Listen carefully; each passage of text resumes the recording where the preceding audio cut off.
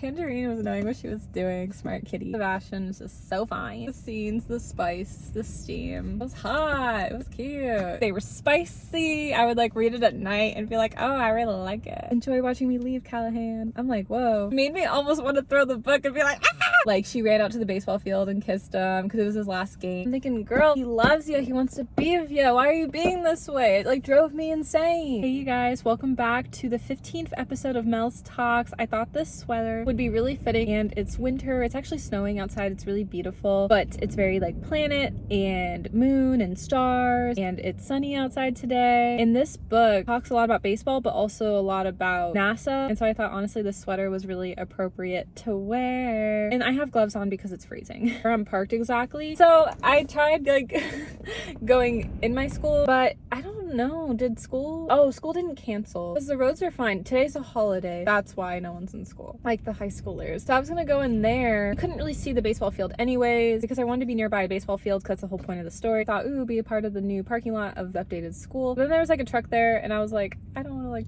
you know, be there if I'm not supposed to be. Then we decided to relocate, and actually I like the spot way better. Actually, like at Wendy's drive-thru, but no one's even paying attention to me. I always feel like in other parking lots people see me. And honestly, you guys, you can see the baseball field way better.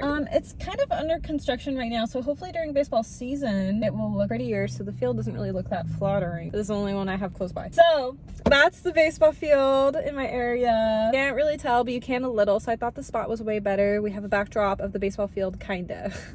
Today's episode, I'm so excited. Stealing Home is the third book in the Beyond the Play series. There's gonna be 4 books in total. Izzy is the youngest sister in the Callahan family, and she is up next. Her book is Wicked Serve. I've read all the books up until that book because that book has not been published yet, but I'm excited to see her love story unfold with Nikolai. I feel like that book's gonna be my favorite, but Stealing Home was really, really good for me. Actually, I originally wasn't even sure if I wanted to read the series or not because I had just gotten into reading and I didn't really know. So actually, originally I read only just Stealing Home because the author did say like they're standalone. So I was like, you know what? Stealing Home was the only book that caught my eye originally. I'm like, that's just read that book. And if I really like it, go back to 1 and 2. It took me forever to finish this book. I was reading it and I really got invested last summer. I got so invested to a point that I was like, shoot, before this book like gets even better. And I'm really glad I did pause the book because I was like, shoot, I don't want to miss like the first and second book storylines. Because yeah, they're standalones, but at the same time, like there's things you read that context wouldn't have made sense unless if I went back to 1 and 2. Put a pause on it and I read 1 and 2.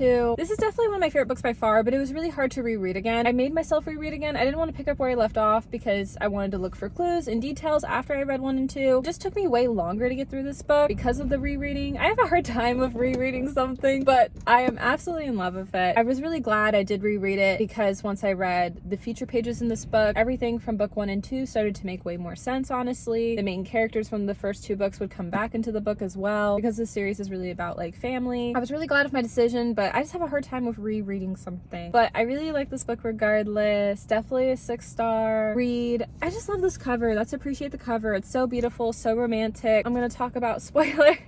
I feel like we know this by now at this point. We're at the 15th episode. It's been a hot second since I read this book, but I feel like I got a lot up in my brain. I can remember it once like I get myself like back into it. Kind of a refresh with the Callahan family. James is the oldest. He did football. Bex was the love character for James in the first book. Second book is Cooper. He's like the second oldest, and his love interest was Penny. Cooper was also a hockey star. And the third book is Sebastian. He's actually adopted into the family. Him and Cooper are technically the same age, but he's adopted in. Sebastian's a baseball player, and his biological father played baseball. In this book, it talks about Sebastian's pressure of getting into the MLB, which is MLB. I knew it. Major League Baseball. We know this. It's just been a second. No, I know all the terms. NFL is National Football League. NHL is National Hockey League. MLB is Major League Baseball. I do know the terms. It just takes a second sometimes. Honestly, if it wasn't for reading a sports story, maybe I knew what NFL was, but I didn't know what NHL was. I didn't even know what MLB was until this series. I knew about like NFL because my dad is like a diehard football fan, so that was obvious. But the others I didn't know. And I played softball for a bit when I was a kid too.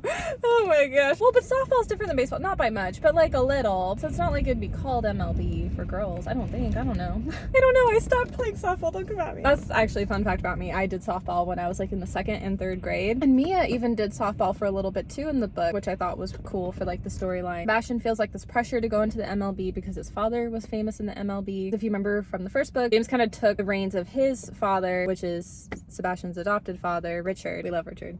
And Richard Richard used to be in the NFL, but then retired. Unfortunately of Sebastian, he lost his parents in a car accident, and it's really tragic. And this book does talk about that a lot. Both of like their POVs are very different. It's Grumpy Sunshine, but it's reversed. Mia's the grumpy one, and then Sebastian, Sunshine Boy. I love Sebastian. He's like my book boyfriend. He's so cute. He's so sweet. He loves to cook. We love a man that cooks. Just how he treats Mia. He's just so sweet. They're so cute together. Mia, though, I will say, she drove me crazy in this book. I am happy they had a happily ever after. It just, a lot of it, we'll get into it. Love you, Mia, but she just drove me really crazy. Now, Mia loves caramel macchiato, so she knows what's up. Big coffee fan here. She just drove me crazy a lot because like she would be so insecure with Sebastian, and I'm thinking, girl, he loves you. He wants to be with you. Why are you being this way? It like drove me insane. Sebastian struggles with grieving his parents, even though it had been many years. It's something he still struggled to this day. It was really sweet because by the end of the book, like he would call Richard and Sandra like his mom and dad. Oh, that made me like so emo. It was so cute. And then so with Mia, Mia's bisexual, so she struggles with biphobia with her family. She comes from like a traditional Italian household. They're not comfortable with her sexuality. So the book talks about biphobia and about loss of parents. Those are kind of the main plot lines of the story. So with Sebastian, it's about losing his parents and about going into the MLB for baseball, but he really wants to be a chef and travel the world. Mia struggles with the biphobia of her family, but she's a scientist and a woman in STEM, and she wants to work for NASA as her dream, and she wants to travel the world as well. So they both have that in common. They want to travel the world. It's really cute because at the end they do travel the world. So I love that. Here's like what I don't know. I mean, this book obviously had a happily ever after, but Mia actually doesn't ever want to get married because of Wicked Serve coming out this year. The author's gonna wrap up all the books. I don't know, like will Mia ever change her mind on marriage? I'm not really sure because there was a scene in this book where all the main characters except for Izzy were together. I'm really excited for Izzy's story because she's the youngest daughter in the Callahan family, and I know like the least about her, so it'll be really interesting because the other brothers like don't talk about her much because she's like the only girl and they're protective of her. I'd really love to know like her POV on everything. She hasn't really been a huge main character in the books, so I'm really happy she's gonna have her final book here soon because I want to know more about Izzy. That's like the one character in the series I'm like the most curious about that I don't really know much about, and it's Izzy. I really want to know like more about her. But anyways, there's a scene in this book that all the couples from books 1 through 3 basically, they all meet up at James and Bex's beautiful home, and Bex is pregnant, which is crazy. Full circle moment from the first book. Bex and Penny talk about wanting to be married someday, and then Mia gets in her head because she feels like that's something Sebastian wants and that's something Mia doesn't want because she wants to travel and remember like be in NASA someday. Mia all of a sudden, this is why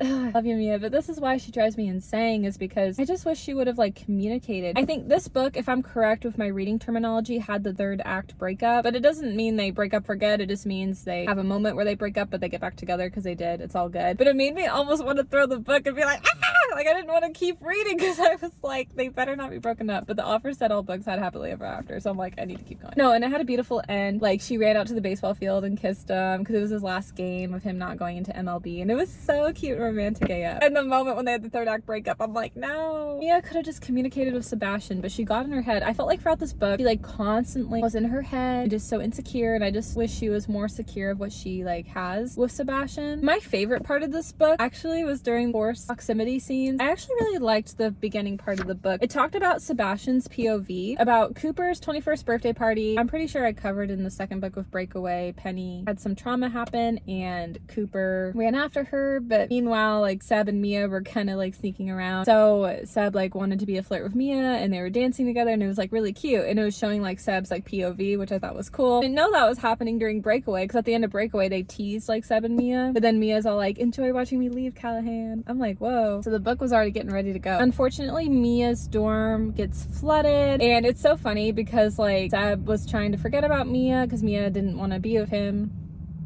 even though she did and just didn't want a commitment, but Seb did want a commitment. So that was kind of the struggle with the beginning part of the book. But Seb was trying to hook up with a girl from McKee University. As like that's happening or trying to happen, Mia screams and Sebastian recognizes it because when they're like messing around, literally Seb like quickly ditches this girl and goes to help Mia, and Mia's like freaking out because her dorm flooded and her boots got ruined. And Seb's so sweet because later in the book he buys her new boots and spoils her with gifts. It's cute. Sebastian's like kind of like college home home is like, originally in the first book, it was like James, Cooper, and Seb all living together. Then when James graduated, it was Cooper, Seb, and Izzy. But Izzy had an internship, and then Cooper and Penny went on a road trip, and then obviously James and Bex graduated and moved out, which meant Sebastian had the whole like college house to himself, and they all have a separate home because they all go to the same school and they all come from a rich family. The Callahans are rich, remember. So Seb was telling Mia, like, you can stay with me and sleep in Izzy's room. Like, he really just wanted to be nice to her. Mia was unsure because of, you know, her attraction towards Sebastian. But she tries to flirt with a random guy at the bar, and Sebastian could tell, like, she felt so uncomfortable. She was wearing a pink dress. She never wears pink. Sebastian, like, saved the day and was like, you're gonna, like, stay with me. So anyways, I just like the forced proximity scenes. They were really cute. They were spicy. I would, like, read it at night and be like, oh, I really like it. I thought the scenes, the spice, the steam, it was hot. It was cute. Sebastian is just so fine. Like, me picturing him, I'm like, oh, Mia's so lucky. Also, the baseball scene was really cute. When Mia finally went to Sebastian's game, I have the quote. See, this was like the breakup letter that Mia left for Seb, because Seb would always leave her like letters, which was cute as well. Oh, that broke me. I was like, third act breakup. No, but where's the baseball scene? Oh, I forgot. At one point, Penny and Cooper go on a double date with Seb and Mia. They go out to bowling. I love the double date scenes. I love how this book series is like a family book series. I don't know, it just hits different. Oh, I found it. Okay, I'll read it. So Sebastian is saying, looking good, gorgeous. I'm glad you're here, because she shows up to the game, right? Mia says, I am too. And then she also adds, I'm sorry I didn't come to any of the earlier ones. Sebastian shrugs, just happy to see you now. And then some random guy on the team yells Callahan, and he's like, be there in a second. And then he looks back at Mia and he says, enjoy the game. I'll come find you later. She says, good luck. Okay, this is so cute, y'all. He blows me a kiss as he jogs backwards. This is so cute. This is Sebastian. Gonna have to keep from staring at you in between pitches, Mia Angel. I was like, ah!